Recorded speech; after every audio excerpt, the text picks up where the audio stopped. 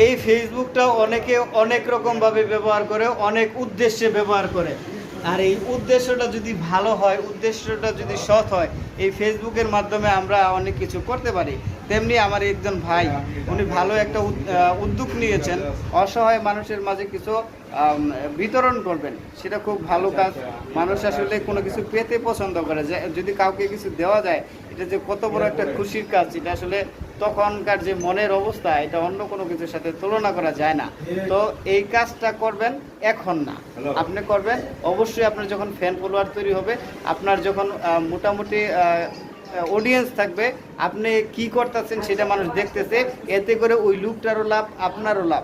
কারণ কি, ওই লোকটা কিছু মানুষের কাছে পরিচিতি পাইলো, সে আপনি কিছু মানুষের সিম্পেথি পেলেন, ভালোবাসা পেলেন, যে আপনি এরকম একটা ভালো কাজ করতেছেন।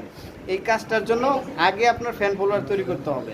আর ফ্যান ফলোয়ার তৈরি করার জন্য আপনি অবশ্যই আমি কিছু নিয়ম দেখাই দিচ্ছি, সিস্টেম দেখাই দিচ্ছি, ওই সিস্টেমে কাজ করবেন। আসসালামু আলাইকুম।